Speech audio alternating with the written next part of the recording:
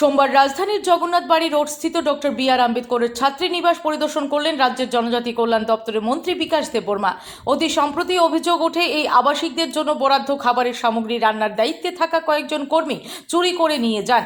এদিন পরিদর্শনে গিয়ে মন্ত্রী অভিযোগের প্রাথমিক সত্যতা খুঁজে পান বলে জানান। পাশাপাশি ছাত্রীনিবাসের দায়িত্বপ্রাপ্ত ইনচার্জকে অবিলম্বে দায়িত্ব থেকে অব্যাহতি দেওয়ার নির্দেশ দেন তিনি। মন্ত্রী বলেন, আবাসিকদের খাবারের মান উন্নত করতে মাথাপিছু খাদ্য বরাদ্দ 20 টাকা বাড়ানো হলেও বাস্তবে খাবারের মানের কোনো উন্নতি হয়নি। বিষয়টি অত্যন্ত গুরুত্বের সঙ্গে দেখা হচ্ছে এবং ভবিষ্যতে যাতে এই ধরনের অনিয়ম না ঘটে সেজন্য প্রয়োজনীয় ব্যবস্থা নেওয়া হবে বলেও মন্ত্রী জানান। Bureau report, S Bharat live 24 hours.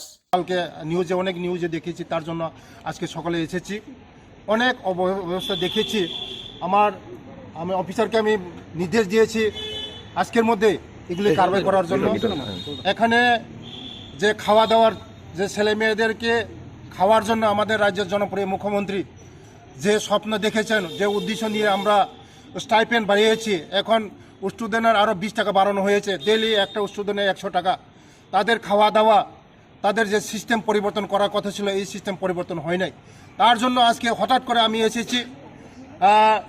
ছেলে মেয়েদের এখানে এসসি এবং এসটি, এখানে যে আমাদের সরকার ব্যবস্থাপনা, এখানে তারা পড়াশোনা করছে এবং তাদের যে খাওয়ান পরিবর্তনের কথা ছিল, এই খাওয়ান পরিবর্তনগুলো হয় নাই।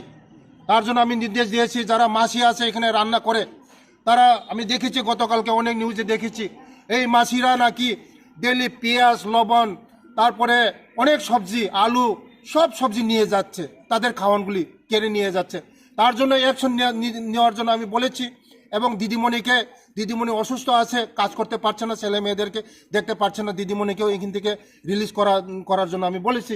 আগামী দিন যেমন ওর ছেলে মেয়ের যারা আমাদের মেয়েরা আছে, এসসি এবং এসটি, আমাদের স্বপ্ন, ওরা আমাদের দেশের ভবিষ্যৎ। কারণ ওরা যদি ভালো করে পড়াশোনা না করতে পারে, এখানে কোনো ব্যবস্থা যদি ভালো না করতে পারে, আগামী দিন তারা ভবিষ্যৎ করতে পারবে না। তার